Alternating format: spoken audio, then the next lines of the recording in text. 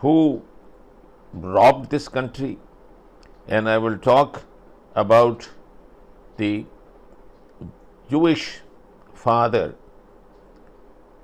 Rothschild in Germany, who sent his sons to Europe, and he said, exchange pro notes and give these pro notes without a single penny to both France and British, the both winning side and the losing side, and sell arms to both of them, and your pro note which you have given will cost a lot after the war ends.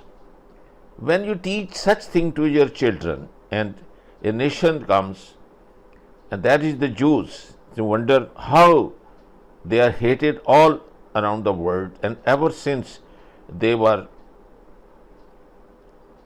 here on this earth thousands of years ago, they did the same thing to the prophet Moses, and the kind of questions and the kind of intimidation, insults, indignation they caused to a prophet, and the way they changed Torah and replaced it with Talmud, which is nothing but the lectures given by rabbi in various synagogues. It's a collection of those lectures which each speaker will add something in it.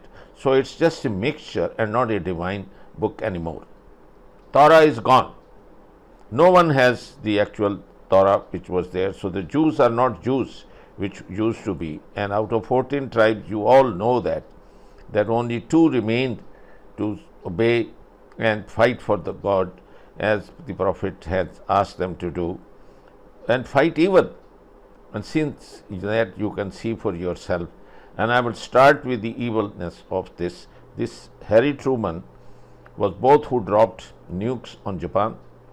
He is the same person who chose the place for these Jews coming and left over from incinerators and gas chambers, and see what a havoc they have been playing. And I'll compare both the devastation caused by the atom bomb, both in Nagasaki and Hiroshima, with the North Gaza, South Gaza, and now Rafah. You can see for yourself that how any Jew now at the moment, all these extremists in concert, and their leader Netanyahu, Chukwinsky, not his present false name, but Chukwinsky, which means he is from Poland. He is a Polish. He is from Eastern Europe. He is ashamed. Like that, most of his extremists sitting with him in the War Council and the concert are the Eastern European, and none of them is from the Arab areas or Middle East areas. So they are not from the tribes, they are not the Jews, they are Europeans, they are converts. So they are in the false pretenses, they are occupiers, and they are the robbers, the land grabbers, and see the havoc they are playing now. So I will make this documentary, and I will hope of God that you will stop that. You can't stop it because both sides, the Democrats and the Republicans, country, even among the Jews, the Zionists particularly, who were against anything that was to be done if they couldn't have the whole of Palestine and everything handed to them on a silver plate so they wouldn't have to do anything. It couldn't be done. We had to take it in small doses. You can't move 5 or 6 million people out of a country and fill it up with 5 or 6 million more and expect both sets of them to be pleased. We had all sorts of objections to everything that was done. Something had to be done. We went ahead and done it, and had it done, and now it's working out. Eventually, I think we'll have them all satisfied. But it's going to take a great deal of time yet to get the job done. Could you tell us that they were worried about war with the Arabs? To an end World War II. The decision by President Harry Truman to use the atomic bomb has been debated ever since. So how does it look 3/4 of a century later, especially from the vantage point of someone who was there on the ground? Harry Smith has our Sunday Spotlight. Blows 2,000 feet above the earth. Tens of thousands die instantly. We shall completely destroy Japan's power to make war. 3 days later, Nagasaki is the target, with a similar result. American Howard Kokita, then 7 years old, had been standing on the roof at his grandparents' home in Hiroshima. His grandmother insisted he come down. If we stayed on that roof when the bomb exploded, we would have been burnt to a crisp. This is after the A-bomb. Howard says one way to understand the horror of that day is to look at the numbers of American lives lost thus far. The world learned that nuclear weapons should only be a deterrence, not a war-fighting weapon. Now it appears that many countries are considering that there might come a time when they would use a nuclear weapon. While the U.S. and Russian stockpiles are shadows of their former selves, North Korea is believed to have 20 or more nukes, and Iran looks to be inching its way toward a nuclear weapon. Do you think there's enough tension in the world, in certain places, that someone would make a purposefully wrong decision and use a nuclear weapon? I hope not, Harry. I really hope not. I don't think actually there's any country that really wants a nuclear war, but I think through inadvertence or accident, you could see an escalation. According to Israeli investigative journalists at 972 Plus magazine, Israel has been using an artificial intelligence machine called Lavender to identify thousands of potential Hamas targets in Gaza. The report says Israeli intelligence sources who served in the current war told how Lavender collects information on almost all the 2.3 million residents of the Gaza Strip through a system of mass surveillance, and on a scale of 1 to 100 gives a likelihood that each person is a member of the military wing of Hamas. Being in a WhatsApp group with a known militant, changing address frequently, or swapping phones every few months could all be factors in the machine determining potential targets to kill. The report claims that after October the 7th, Israel decided to move from targeting high-level Hamas figures to anyone regarded as in the organization, no matter how junior, and alleges that during the first stage of the war, when thousands were killed in a few weeks, the military allowed for 15 to 20 civilians to be killed as collateral damage per militant. In a system dubbed Where's Daddy, bombings often taking place when targets had been tracked to their family homes. At its peak, Lavender allegedly picked out 37,000 possible targets. In its development, it is claimed human checks on the targets selected by Lavender suggested it was accurate 90% of the time in picking out Hamas members. So in a campaign killing thousands, it was accepted that 1 in 10 targets were not Hamas. Lavender was allegedly wrongly picking police officers, civil defense workers, or relatives of militants. In a statement to Channel 4 News, the IDF denied using AI to identify targets and said, contrary to Hamas, the IDF is committed to international law and acts accordingly. They claimed to make efforts to reduce harm to civilians and said that exceptional incidents undergo thorough examinations and investigations, and the process of identifying military targets in the IDF consists of various types of tools and methods. Well, earlier I spoke to the journalist Yuval Abraham, who wrote that article for Plus 972 magazine. The IDF have issued a statement saying the IDF does not use an artificial intelligence system that identifies terrorist operatives or tries to predict whether a person is a terrorist. I read that out to one of the sources, and he burst out laughing. He said it's just not true. It's a lie. I mean, and if you look at, for example, in 2023, the IDF itself, one of the top commanders in the IDF, the head of the H200 AI data center, gave a lecture in Tel Aviv University where he presented a machine that, quote, uses AI to identify terrorists. He was relating to 2021. So I don't know who wrote that response from the IDF, but it's clearly not true, based on their own statements in the past, and also based on what I've heard from numerous Israeli intelligence officers. The sources said that they knew there's a data science team that checked. They took a random sampling of this 37,000 and checked one by one. They realized that the machine is occasionally marking complete civilians or people who have a very loose relation to Hamas or something.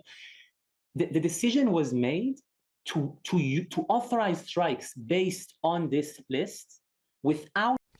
When those who are occupied refuse to submit, when they continue to resist, we drop all pretense of our civilizing mission and unleash, as in Gaza, an orgy of slaughter and destruction. We become drunk on violence. We kill with reckless ferocity. We become the beasts we accuse the oppressed of being. We expose the lie of our vaunted moral superiority. We expose the fundamental truth about Western civilization. We are the most ruthless and efficient killers on the planet. This alone is why we dominate the wretched of the earth. It has nothing to do with democracy or freedom or liberty. These are rights we never intend to grant to the oppressed.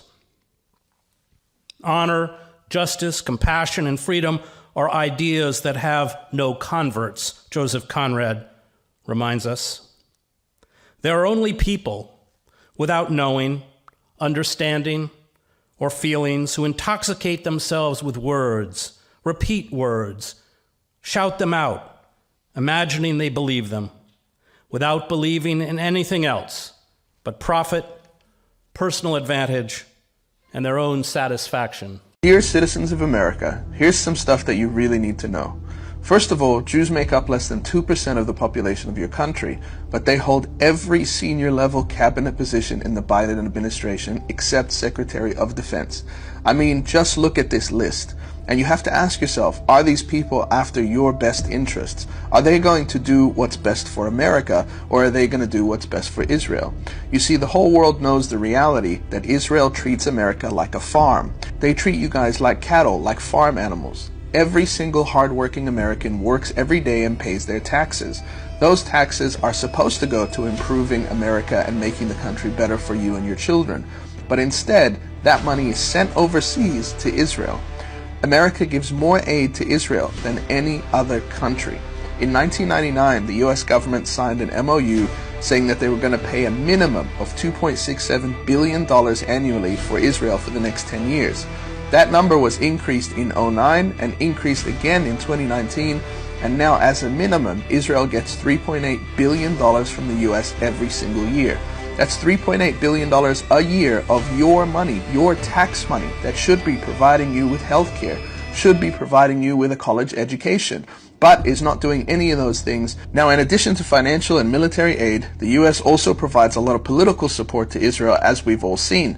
It used its veto power 42 times against resolutions condemning Israel. Now, the veto power was used a total of 83 times. 42 of those were used to protect Israel. That's more than half. So if I was an American, I would be asking myself, why am I living on this farm? Why am I allowing myself to work and sweat for my entire lifetime, as well as everyone I know and love, as well as all my children, just to send all of this money and support away to Israel? This is what protest looks like in Detroit right now. No loudspeakers, but lots of flags and lots of listening. The People's Conference for Palestine, more than 3,000 activists in one place, carefully planning the next phase of a mass movement against Israel's war on Gaza. This area downstairs is effectively the heart of this conference. This is where people can come together, they can buy merchandise to support businesses, local businesses that support the people of Palestine, but also they can share ideas. We've got people here from all over the world. Those ideas are coming from up there. That's where the workshops are taking place, the plenaries, and all of the guest speakers, and there are lots of them. Working through dozens of topics. They're talking about Israeli weapons technology and the money behind it. Students on their own front line, as we've seen across the US over the last month. Relationships between Washington and Israel's government, how to impact them, and labour movements, particularly coffee giant Starbucks, which has seen its massive workforce take a stand against the killings. I live in a very Arab-based community, so a lot of the Arab people are just been really happy to see the Palestinian flag being supported and worn out at the store, especially from someone who looks like me. But one man who isn't here, Hassan Abu Sitta, the British Palestinian surgeon who spent 43 days treating Gaza's war wounded. Like many others, according to organisers, he couldn't get a visa in time. But those behind this conference are determined to go on and make a difference. A wide range of people coming together in and of itself shows our commitment to continue to struggle until Palestine is free, and I think we're making that clear to Biden. Old and young, one issue unites them, and they won't give up until the people of Gaza have peace. Phil Lavelle. Hello, I'm Ted Pike, and this is my wife, Lynn. Today, a foreign government, Israel, operates the most powerful lobby in Congress. This is AIPAC, the American Israel Public Affairs Committee. Through control of Congress, Israel demands and gets nearly $5 billion annually. No elected official dares criticize Israel for fear the Jewish lobby will accuse him of anti-Semitism, the kiss of death for any politician. The president also knows what Israel wants, Israel gets. To act otherwise is political suicide. The mass media, founded and controlled primarily by Jews, manipulates the spigot of information out of which heartland America drinks. The message of this contaminated source is, if you criticize Israel, you are anti-Semitic. Be safe, keep your head down, or you are fair game for being knocked off by the Zionist shooting gallery. As a result, our president and elected officials are slaves to political correctness when it comes to Jews and Israel. They cannot seriously criticize Israel, especially as the source of Mideast strife and terrorism. They cannot suggest an end of aid to Israel. They cannot even protest Zionist control of Congress. Let's think about what AIPAC is for a second. AIPAC is a group that largely represents the military and national interests of an entirely different country. Let's put this in perspective of another country. What if Iran was lobbying members of Congress, throwing a ton of money at rivals to anyone who was anti-Iran? What if it was China that was throwing a bunch of money at any candidate? If they were anti-China, they would fund a pro-China insurgent in some kind of primary race. What would the American people think? If that China is villainized to the United States people, so is Iran. This would be absurd. It would be all over mainstream media. How can we have this foreign interference in our elections? Their interests are not the same of the American people. This is insane. But when it's Israel and when it's AIPAC, we're like, yeah, it's fine. It's no big deal.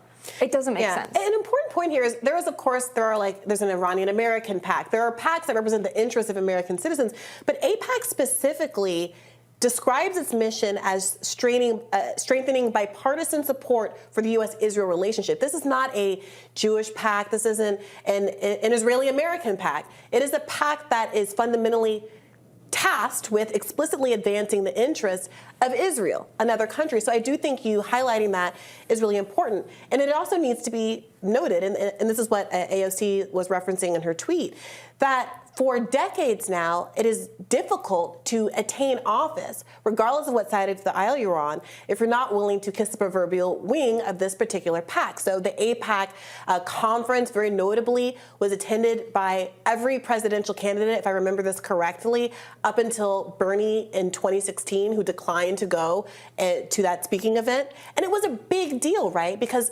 AIPAC has a very good track record of successfully electing the candidates that it supports. And you really are kind of putting a target on your back in terms of having fundraising against you if you are unwilling to support the AIPAC line with respect to Israel and Palestine. There are Republicans who have feuded with AIPAC as well. We talked earlier this week or maybe last week about Representative Thomas Massie, Republican from Kentucky, who got into it with AIPAC on Twitter over his vote not to endorse sending more funding to Israel. Now, what did the Jews do? When you ask what have the Germans done to the Jews, you must always ask what have done the Jews to the Germans. Since 1850, when the Jews got all the political rights in Germany, in the German Reich, they have done three things which are really dramatic. Number one, they were a small minority of 2% of the population.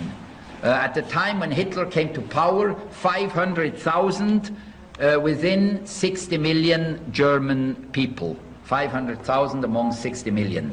They were a small minority. This small minority managed to control about 50% of the media.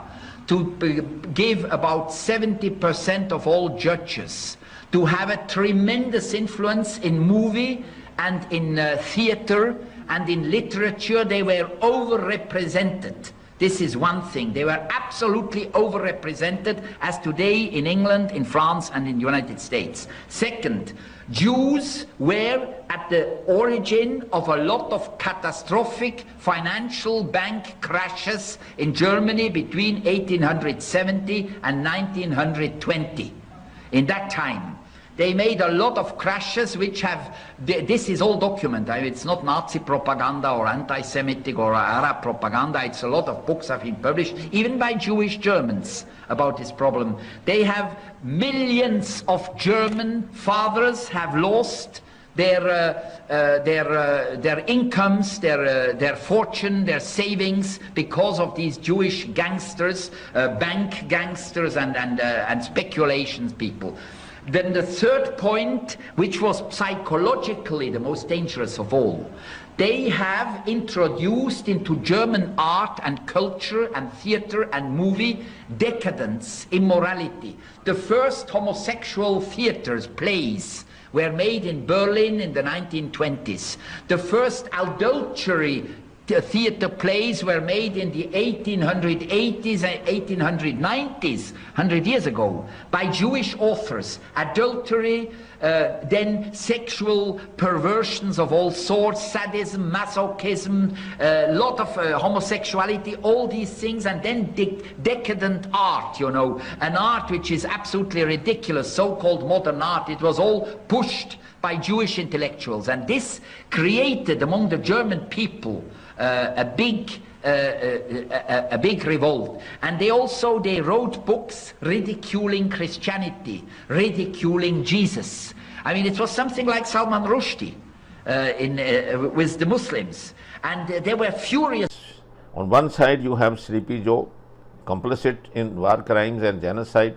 On the other you have a morally corrupt Donald Trump, another corrupt person who have Abraham Accord with tunnels and barriers, one-sided, dishonest arbitrator. So you need a third party.